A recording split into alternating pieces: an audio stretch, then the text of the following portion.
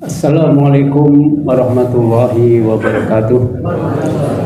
Alhamdulillah, alhamdulillahirabbil alamin, hamdan katsiran thayyiban mubarakan fih, kama yuhibbu rabbuna wa yarda.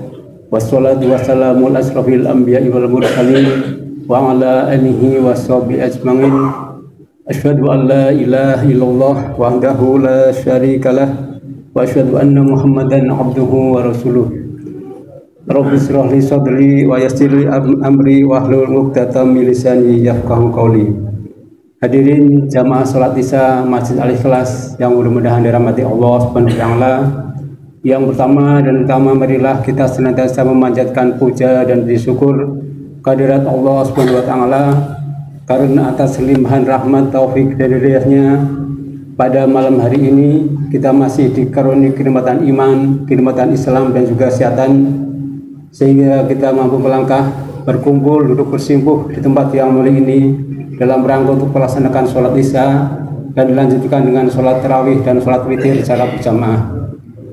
Shalawat dan salam semoga tetap tercurah kepada penutup para nabi dan imam para rasul, junjungan kita Nabi Muhammad Sallallahu Alaihi Wasallam, juga kepada keluarganya, sahabat-sahabatnya dan juga umatnya yang senantiasa istiqomah di dalam menjalankan sunnah-sunnahnya hingga hari kiamat, dan mudah-mudahan kita semua dihimpunkan di dalamnya. Hadirin jamaah Masjid Al-Ikhlas yang dimuliakan Allah Subhanahu wa taala, sebelum sholat tarawih dimulai, izinkanlah kami dari DKM Masjid Al-Ikhlas menyampaikan beberapa informasi. Ada informasi yang pertama, yang bertindak sebagai imam sholat tarawih pada malam hari ini insya Allah akan dipimpin oleh Bapak Ustadz Subhan Al-Fatih Al-Hafidz. Informasi yang kedua, penceramah pada malam hari ini insya Allah akan disampaikan oleh Bapak Kiai Haji Dr. Andes Nur Sofa Thohir. Dan untuk malam ini, berhubung Ustadznya sedang dalam perjalanan, nanti insya Allah habis sholat Isya kita melaksanakan tarawih. Setelah tarawih baru kita melaksanakan ceramah untuk malam hari ini, karena ustadznya masih dalam perjalanan. Selanjutnya, laporan keuangan infak tarawih saldo pada tanggal 23 Maret tahun 2024 berjumlah Rp11.347.000. Pemasukan pada malam hari kemarin berjumlah Rp1.304.000. Pengeluaran Rp2.595.000, sehingga saldo sampai dengan saat ini berjumlah Rp10.055.000. Alhamdulillah, jazakumullahu khairan katsira. Kami ucapkan terima kasih kepada para jamaah yang telah menginfakkan sebagian hartanya di jalan Allah. Mudah-mudahan Allah terima dan Allah lipatkan akan pahalanya. Amin ya rabbal alamin. Dan selanjutnya kami informasikan pula kepada jamaah bahwa DKM Masjid Al-Ikhlas setiap bulan Ramadan sampai dengan saat ini masih mengadakan buka puasa bersama, dengan setiap harinya kita mengeluarkan sekitar 150 nasi box dan 150 bungkus takjil. Untuk itu kepada para jamaah yang kiranya ingin berdonasi buka puasa bersama bisa menghubungi saya atau menghubungi Pak Haji Abdul Mukti, atau bisa ditransfer ke rekening PSI atas nama Masjid Al-Ikhlas. Kiranya demikian saja informasi yang bisa kami sampaikan. Kurang darinya kami mohon maaf. Wabillahi taufiq wal hidayah. Wassalamualaikum warahmatullahi wabarakatuh. Alhamdulillah, alhamdulillahi bi ni'matihi tatimmus shalihat. Asyhadu an la ilaha illallah wahdahu la syarikalah wa asyhadu anna Muhammadan abduhu wa rasuluh la nabiyya ba'dah. Amma ba'd, yang kita muliakan pimpinan masjid kita Bapak Haji Wawan dan juga para asatidz, bapak-bapak jamaah salat Isya, salat tarawih dan salat witir yang insyaallah kita senantiasa dilimpahi rahmat Allah. Alhamdulillah, kita panjatkan syukur kehadirat Allah, salawat serta salam kepada Rasulullah.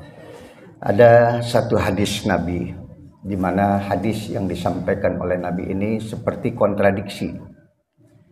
Artinya berbeda dengan kondisi dengan keadaan. Tetapi dalam hadis ini mengandung makna yang sangat dalam, di mana Rasulullah pernah mengatakan in qamatis sa'ah, apabila akan datang hari kiamat, wa bi yadi ahadikum fasilah, dan di tanganmu ada bibit pohon, maka Nabi perintahkan fal yagrisha, hendaklah engkau tanam pohon tadi, benih tadi kau tanam, fa'alaihi bidzalika ajrun, maka ketika kau tanam kau dapat nilai dari Allah Subhanahu wa taala. Ini hadis seperti kontradiksi, di mana ketika Rasulullah sampaikan, Nabi berandai-andai, andai kata akan datang hari kiamat, di tanganmu ada bibit pohon, tanam saja. Secara nalar dan logika mungkin tanaman itu tidak akan berbuah. Bisa jadi besok sudah datang hari kiamat, bisa jadi lusa atau tahun depan akan terjadi hari kiamat. Tapi di sini ada pesan dari Rasulullah, ketika kau punya kesempatan untuk menanam, maka tanamlah. Jangan pernah berpikir berbuah atau tidak berbuah, karena itu bukan wilayah kamu. Masa depan itu bukan punya kita. Yang kita miliki hari ini. Kebetulan tadi saya ngisi di Kostrad, ya, di Kebayoran Lama, ya. Itu sampai saya turun dari mobil naik ojek, Pak. Karena Pangkostrat sudah datang, ya. Kita harus ngejar waktu. Yang kita nggak pernah tahu, kok tiba-tiba macet total, nggak bergerak sama sekali. Jadi apa yang ada di depan kita ini, kita nggak tahu bakal terjadi apa. Tapi ketika kesempatan itu ada untuk menanam, maka Nabi perintahkan tanam saja. Karena bisa jadi besok kau sudah sakit, besok kau tidak berdaya. Jadi kesempatan itu hendaknya diambil dengan sebaik-baiknya. Ini hadis yang seakan-akan kontradiksi dengan apa yang disampaikan oleh Rasulullah dan keadaan. Maka oleh karena itu, ya, Ramadan tinggal setengah lagi. Apa yang belum kita lakukan dengan kebaikan Ramadan ini, hendaklah kita lakukan. Kita nggak pernah tahu nyampe atau tidak kita dengan akhir Ramadan tadi. Bisa jadi besok kita sakit, kita nggak bisa menyelesaikan Ramadan sampai akhir. Oleh karena itulah dalam satu hadis yang sahih, Rasulullah pernah mengatakan rogima anfu, sungguh sangat merugi. Bahasanya bahasa majas di sini. Ya, rogima itu adalah kehinaan, anfun itu adalah hidung. Jadi orang ini sangat terhina karena hidungnya tersumbat dengan debu. Sehingga nanti di akhirat dia tidak bisa mencium wanginya surga. Ya, apalagi masuk surga, wanginya saja tidak tercium. Siapa orang yang tidak bisa mencium wanginya surga? Adalah orang yang menyia-nyiakan waktu, di mana Nabi katakan, rajulin dakhala alaihi Ramadan. Seseorang yang ikut di dalam Ramadan, badannya sehat di bulan Ramadan, waktunya luas di bulan Ramadan, summan salakha, tapi ketika Ramadan habis, dosanya belum habis. Jadi kalau mengukur siapa nanti orang yang tidak bisa mencium wangi surga, ketika malam takbiran, ketika Syawal tiba dan Ramadan meninggalkan kita, masih ada dosa kita yang tidak terhapus dengan kebaikan-kebaikan yang dilipat gandakan di bulan Ramadan, maka orang ini tidak bisa mencium wanginya surga. Karena kesempatan itu diberikan oleh Allah. Jangan sampai tinggal 15 hari lagi atau 16 hari lagi Ramadan akan berakhir, yang belum membaca Al-Quran, yang belum bersedekah, yang belum melakukan kebaikan, segera. Bisa jadi itu adalah Ramadan yang terakhir dalam hidup kita. Kita nggak akan bertemu lagi dengan Ramadan-Ramadan berikutnya. Berapa banyak orang-orang yang dulu pernah bersama kita, sekarang sudah tidak ada lagi bersama kita. Maka kesempatan Ramadan ini diambil dengan sebaik-baiknya, insya Allah. Ya, oleh karena itulah di akhir, ya, karena saya nggak boleh panjang-panjang ini, Pak, ya. Karena tadi saya udah ngikutin tarawih sedikit, masya Allah luar biasa bacaan imam kita ini. Ya, ada satu kisah, ya, dulu ketika tahun 73, ya, atau 40 tahun yang lalu ketika saya masih di pesantren. Yaitu ada di pesantren namanya kitab Qiraatul Rasyidah. Qiraatul Rasyidah itu kitab hafalan, dengan bahasa Arab kita mesti menghafal. Itu ada judul Kisrah wal Fallah. Kisrah itu adalah raja, Fallah itu adalah petani. Maka bahasa Arab itu beda, tasdid aja artinya udah beda jauh. Jadi kalau Anda subuh, hayya 'alal fallah, mari kita bertani. Yang benar hayya 'alal falah, nggak ada tasdidnya. Maka buka puasa pun kadang-kadang saya bingung, ini yang buka puasa doa dulu atau makan dulu? Minum dulu? Makan dulu. Nah itu benar. Ya. Minum dulu, makan dulu, baru doa. Kenapa? Karena fiilnya fiil madhi, past tense dia, bukan present tense. Ya Allahumma laka sumtu, ya Allah karenamu aku sudah berpuasa. Wa bika amantu, karenamu aku sudah beriman. Wa ala rizkika, karena rezekimu aku sudah berbuka. Berarti sudah minum belum itu? Sudah. Kebanyakan kita doa dulu apa minum dulu? Salah nggak? Nggak salah, cuman tempatnya aja. Ya, yang saya takutkan nanti malaikat bingung. Ya. Wa ala rizkika aftartu, karena rezekimu aku berbuka. Kata malaikat, perasaan belum buka ini. Ya, jadi cuma salah tempat. Nah, ini ada Kisrah wal Falah. Kisrah ini adalah raja, Falah ini adalah petani. Jadi raja ini selalu keliling, Pak, ke kampung-kampung. Belusukan kalau bahasa sekarang. Nah, dia belusukannya setelah jadi raja, bukan sebelum jadi raja. Paham antum ya kan? Kan sekarang beda ini ya. Jadi menteri dulu baru masuk penjara. Kalau dulu Nabi Yusuf masuk penjara dulu baru jadi menteri. Jadi raja ini keliling ke kampung-kampung. Setiap dia lihat ada orang yang susah, orang yang perlu bantuan, dia kasih bantuan. Sampai satu waktu raja ini kaget ngelihat ada seorang kakek yang sudah renta, kakinya sudah gemetar, tangannya sudah gemetar, tapi masih mencangkul saja. Raja turun dari kudanya, dia tanya, "Ma fa'alalak, apa yang Anda lakukan?" "Ya saya sedang menanam." "Maksud saya bukan itu, Anda ini sudah tua. Apa yang Anda tanam hari ini, Anda tidak akan menikmati hasilnya. Mungkin besok Anda sudah wafat meninggal dunia, percuma, Anda tidak akan menikmati hasilnya." Kata si kakek tadi, "Betul Tuan Raja. Apa yang saya tanam hari ini, saya tidak akan menikmati hasilnya. Mungkin besok saya sudah wafat meninggal dunia. Ya. Kita kan bakal mati nih semua. Udah nanam belum?" Ya, udah berapa tahun ini?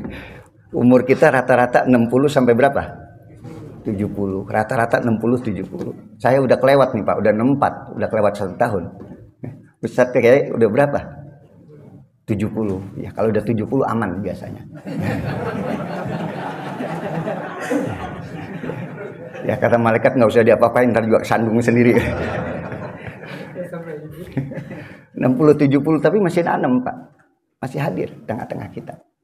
Maka raja tadi menanya kepada petani, "Anda ini sudah tua, apa yang Anda tanam tidak akan nikmati hasilnya." "Betul Tuan Raja, yang saya tanam ini mungkin saya tidak akan nikmati hasilnya, tapi minimal kalau benih pohon ini yang saya tanam dia tumbuh menjadi tunas, tunas melahirkan ranting, ranting melahirkan daun, kemudian batang itu menjadi besar, ranting semakin banyak, kemudian lebat daunnya, dan saya sudah wafat meninggal dunia, kemudian ada orang yang lewat berteduh di bawah pohon yang saya tanam, saya dapat nilai kebaikan dari Tuhan saya Allah." Raja gembira Pak. Raja itu kalau keliling bawa duit Pak. Ya. Subhanallah ya. Dia keluarkan sekantong uang. Dia katakan kepada si kakek tadi, "Zih anta, ini sekantong uang buat kamu." Itu bahasa Arab, kalau zih itu adalah ungkapan kebahagiaan dengan memberikan apa? Hadiah. Bapak nanti pulang ke rumah, istri boleh ya. Ya zih, nah ini kasih 30 juta buat istri kita. "Zih anta, ini sekantong uang buat kamu." Sang kakek yang bijak sambil megang sekantong uang, dia ngomong kepada raja tadi, "Tuan, apa? Benih belum saya tanam, dia sudah berbuah." Subhanallah. Raja takjub. Dia keluarkan sekantong uang lagi, dia kasih hadiah lagi. "Zih marotan saniyah, ini sekantong uang lagi buat kamu." Sang kakek sambil megang 2 kantong uang, dia katakan kepada raja, "Raja, di mana-mana orang menanam 1 tahun berbuah 1 kali. Ini pohon belum saya tanam sudah 2 kali dia berbuah." Raja kalau gembira ngasih uang. Ini rajanya rada-rada kurang cerdas ini Pak. Dia keluarkan sekantong uang lagi, dia kasih lagi, "Di marotan salisa, ini sekali lagi sekantong buat kamu sambil pergi raja. Kalau saya terus di sini duit saya habis suruh saya." Pak, ini cerita sederhana Pak, sederhana. Dan kita 40 tahun yang lalu ngapalin itu. Dan membekas dalam pikiran saya. Banyak cerita-cerita. Ada satu cerita lagi, saya kepanjangan nggak Pak? Karena tadi katanya nggak boleh 15 menit aja. Boleh ya. Ini dulu ada kisah lagi ketika saya masih di pesantren. Apa itu? Cerita Jamaatul Firon. Apa Jamaatul Firon itu? Kumpulan tikus-tikus. Ya, jadi MPT, Majelis Permusyawaratan Tikus, ya. Jamaatul Firon. Jadi tikus ini gelisah karena dimakanin kucing terus.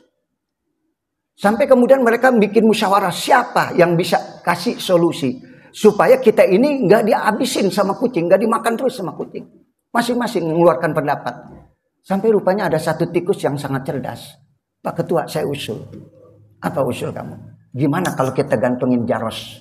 Mayu alikul jaros. Kita gantungin bel di lehernya kucing. Jadi kalau dia datang, kedengaran kita bisa sembunyi. Itu semua setuju, Pak. Cuman ada satu kucing ketawa di pojokan. Ente kenapa nggak setuju malah ketawa? Yang saya bingungin, yang mau gantungin sopo. Negeri kita kan kayak begini, Pak. Sama nggak? Ada nggak yang mau berkorban? Ada nggak yang mau berbicara? Bahkan kiai pun ikut terkontaminasi ke situ.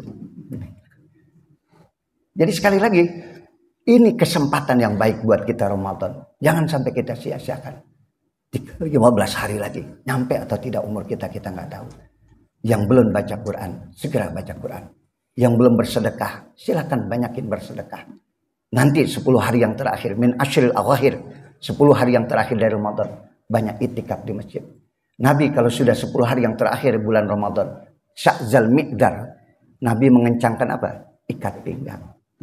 Artinya jangan bercanda lagi nih 10 hari yang terakhir dengan istri. Ya, udah banyak itikaf di masjid karena kita nggak tahu apakah Ramadan ini yang terakhir. Kebetulan saya dulu punya guru dan sekaligus sahabat ketika masih di pondok. Saya bareng sama beliau. Beliau adalah ponakan Kiai Nur Ali Babelan Bekasi. Dan kita ngebangun masjid di Cianjur, ada 2 masjid yang kita bangun ketika gempa. Beliau yang menyarankan, Kiai bangun masjid di sana. Ya, duitnya dari mana guru? Minta sama Allah. Alhamdulillah 5 bulan terkumpul hampir 1,4 miliar. Kita bangun di desa Cugenang, Cibulakan, Cianjur. Kemarin sebelum Ramadan saya hadir ke sana, nengok masjidnya. Air mata saya nggak kuat jatuh. Ya Allah, saya bilang guru saya, sahabat dekat saya, ternyata Ramadan kemarin adalah yang terakhir. Dia nggak ketemu dengan Ramadan. Karena begitu pulang dari pondok, kita undang kiai di pondok. Kita selama 10 jam bicara tentang agama. Kemudian dia pengen naik masjid. Saya bilang, guru kuat nggak? Kuat. Ayo saya tuntun. Dia lihat santri-santri. Dulu kita 40 tahun yang lalu kiai seperti ini. Ya. Saya girang bertemu dengan guru saya dan bersama-sama mengulang perjalanan kita 40 tahun lalu. Begitu pulang dari Gontor, seminggu kemudian dikabarkan dia wafat meninggal dunia. Ramadan kemarin adalah yang terakhir buat hidupnya. Kita juga nggak tahu apakah Ramadan ini adalah yang terakhir. Maka kesempatan ini ambil dengan sebaik-baiknya. Yang belum bersedekah, yang belum membaca Al-Quran, mari kita perbanyak ibadah kita di bulan Ramadan. Sehingga begitu akhir Ramadan selesai, dosa kita habis. Kita bersih dari segala dosa. Ini saja dari saya, mudah-mudahan manfaat. Usi nafsi wa yakum bitaqullah. Wassalamualaikum warahmatullahi wabarakatuh.